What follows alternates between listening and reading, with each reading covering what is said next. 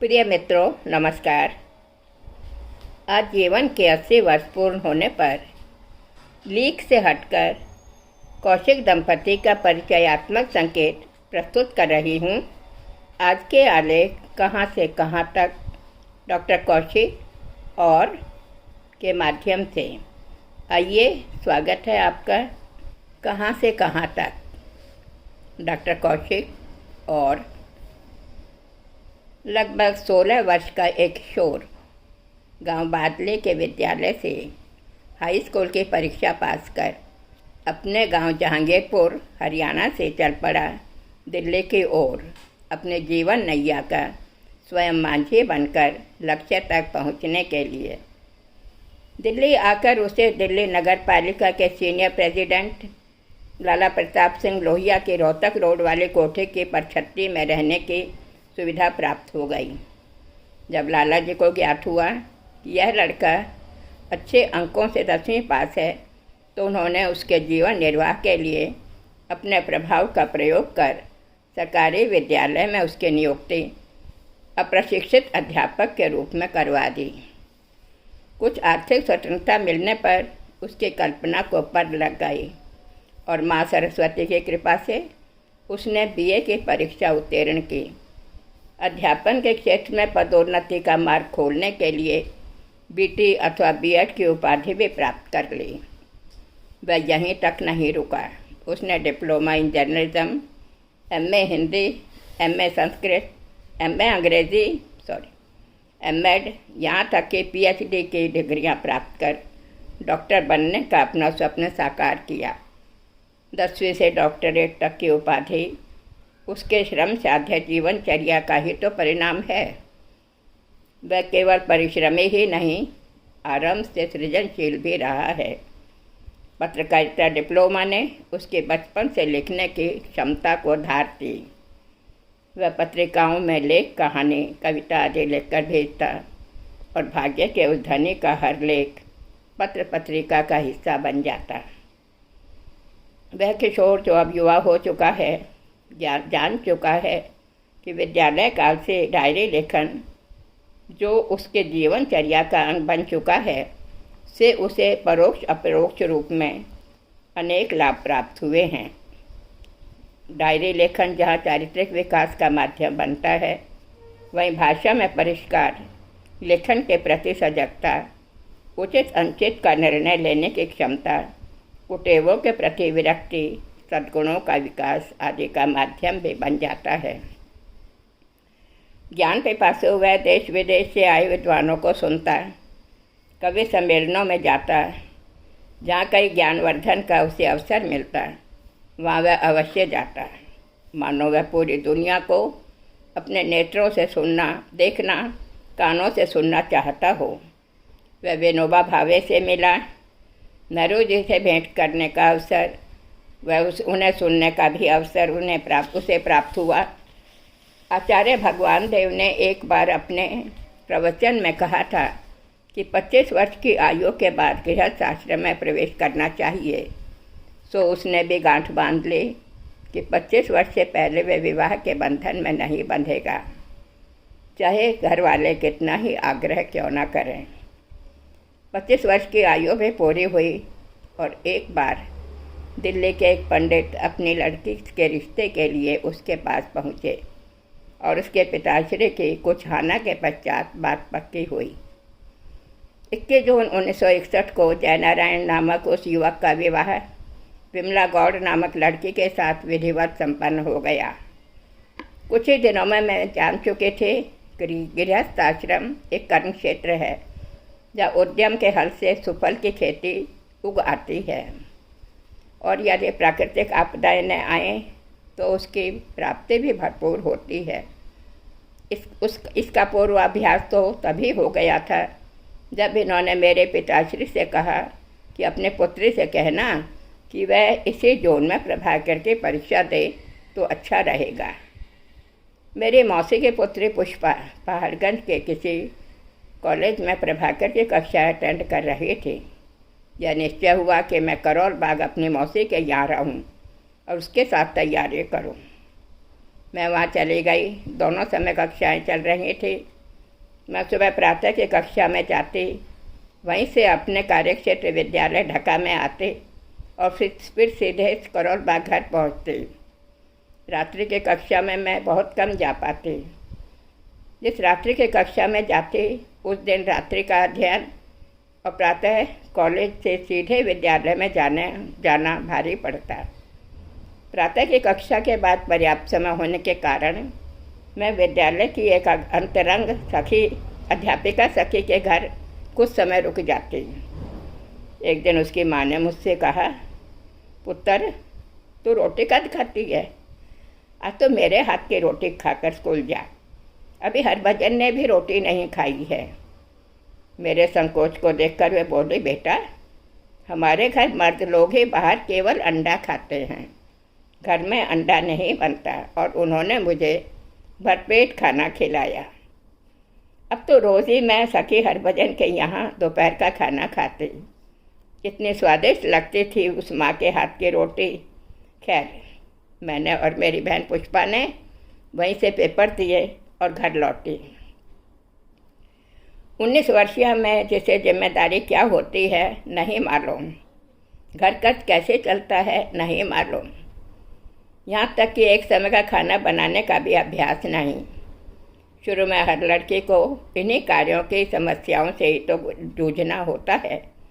किसी को अकेले, किसी को ससुराल के सदस्यों के निर्देशानुसार, तो किसी को पति का सहयोग पाकर।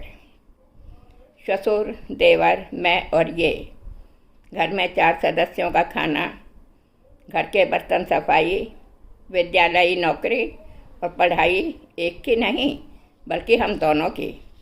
पर कौशिक जी का सहयोग मिला। विद्यालय जाने में देर हो रही हो तो सब्जी काट देते। कभी देर से उठती तो पक्के कोयलों वाली अंगीठी तैयार मिलती। मेरे पढ़ाई में पूर्ण सहयोग। सामान लाना होता इकट्ठे लाते। सामान की सूची मिलकर बनाते। छुट्टी वाले दिन सुबह की सैर इकट्ठी। भ्रमण का भी शौक, पर शाम को घर पर समय पर आना आवश्यक, क्योंकि ससुर श्री घर पर बिना भोजन के बैठे हैं। सासू श्री नहीं थे, समय पर आना सर्वथा उचित था। कौशिक जी के लेखन में रुचि मानो जन्मजात थी। ध्यानस्थ होकर इस प्रकार बैठते मानो योगे योग में लीन हो। एक दिन खाना तैयार कर पड़ोसियों को कहे ये अध्ययन या लेखन में लीन हो गए। मैं रसोई का काम समाप्त कर थाली लगाकर कमरे के दरवाजे तक आई। देखा दरवाज़ा अंदर से बंद है। थाली वापस रसोई में रख दे। जब पर्याप्त समय बीता तो मैं दरवाजे तक पुनः गई। कुंडी अब भी बंद।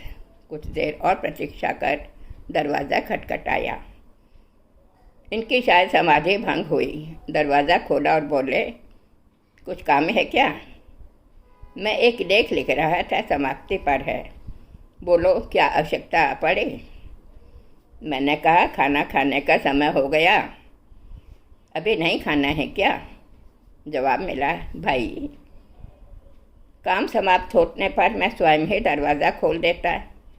पढ़ते लिखते समय मुझे किसी अन्य बात का ध्यान नहीं रहता। भूख में न जाने कहाँ चली जाती है। चलो अब खाना तो लाओ। अब तो लेख कल ही पूरा करना होगा। सत्य तो है, सावधानी हटी नहीं, काम बिगड़ा नहीं। मैं प्रायः देखते लिखते समय कोई वहाँ से निकल भी जाए तो चौंक से जाते हैं। व्यस्तता के चलते समय बीत रहा था। पुत्री का जन्म हुआ। दोपहर को विद्यालय से जब घर पहुँचती तो साइकिल संभाले पुत्री को गोद में लिए तैयार मिलते दोपहर को शुरू होने वाले अपने विद्यालय जाने के लिए। मेरे आने तक पुत्री को संभालते, दूध पिलाते, समय निकाल हरे भरे लॉन में मेरे अध्ययन का लेखन कार्य भी लेखन कार्य भी करते। अपनी बेटी पर अनेक कविताएं रची हैं इन्होंने। पुत्री भारती के बाद पुत्र सगुण और पुत्री आरती का जन्म हुआ। इनके कुछ बड़े होने पर इन्हें नहलाने का काम भी प्रायः यही कर निपटा देते। मैं बीए की परीक्षा दे रही थी उस समय सगुण 7-7.25 का रहा होगा। मैं अपनी माँ स्वरूपा चाची जी को गांव से दिल्ली ले आई। मेरे 2 प्रश्न पत्रों में कई दिन का अंतराल था। परीक्षा केंद्र पटियाला पंजाब, जो अब हरियाणा में है, था। पहले पत्र में कौशिक जी मेरे साथ गए थे, परंतु उनकी स्वयं की अंग्रेजी एमए की परीक्षा होने के कारण अगले बार पटियाला धर्मशाला में रहना पड़ा। घर में 2 छोटे बच्चे और हम दोनों अपनी अपनी परीक्षाओं में व्यस्त, उनसे कोसों दूर। तीसरे बच्चे पुत्री आरती के जन्म के समय तो यह कुरुक्षेत्र में एमएड कर रहे थे। इन 3 बच्चों के साथ श्रोता सहज ही मेरे उत्तरदायित्व की कल्पना कर सकते हैं। आज के पालन और पहले के लालन पालन में दिन रात का अंतर है।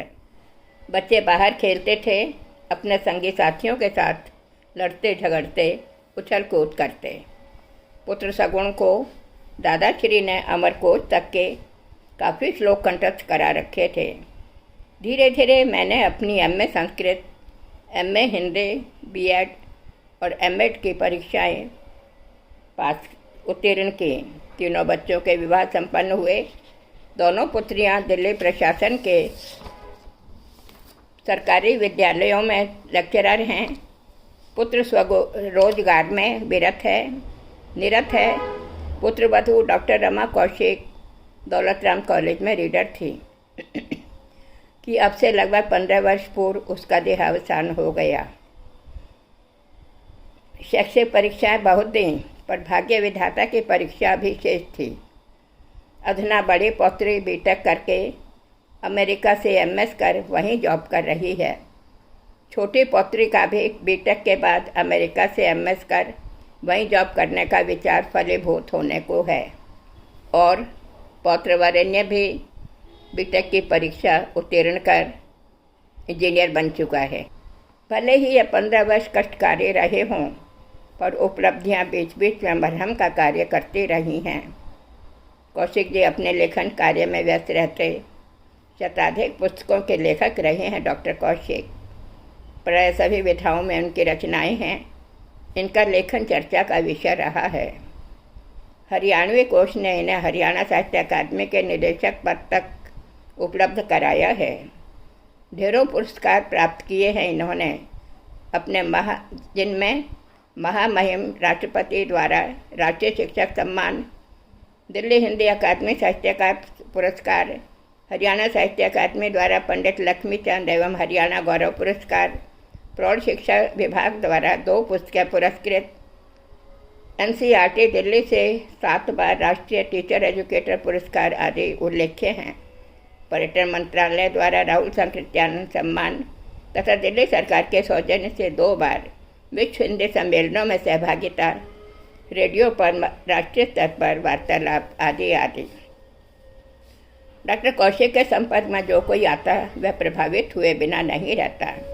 फिर मैं तो सहकर्मणी रही हूँ, तो कुछ इनके जैसा लिखने की ललक, प्रेरणा और सहयोग भी मुझे मिला है।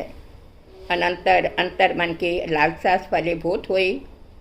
नीति आचार परंपरा संस्कृत और हिंदी साहित्य के संदर्भ में पुस्तक दिल्ली हिंदी अकादमी के अनुदान से छपी। लेखनी ने सहयोग दिया और पौराणिक कथाएं, गणेश चरित, मत्स्य पुराण की कथाएं, वैदिक नारियों की आत्मकथाएं, प्राचीन नारियों की कथाएं, आत्मकथाएं, त्रिरूपा सरस्वती, हिमवान पुत्री हेमवती जैसे संस्कृत ग्रंथों की रचनाएं इस लेखनी द्वारा सामने आईं। न केवल मैं, इनके बहुत से शिष्यों ने इनसे प्रेरणा प्राप्त कर लेखन कार्य आरंभ किया। अनेक शोध छात्रों ने एमफिल और पीएचडी की उपाधि प्राप्त की डॉक्टर कौशिक के व्यक्तित्व एवं कृतित्व पर। इनके द्वार हमेशा सदैव जिज्ञासुओं के लिए खुले रहे हैं। जीवन के 80 वर्ष पूर्ण होने पर मेरी परमपिता से प्रार्थना है कि प्रत्यक्ष रूप से न सही, परोक्ष रूप से ही मुझे डॉक्टर कौशिक की प्रेरणा प्राप्त होती रहे। धन्यवाद मित्रों।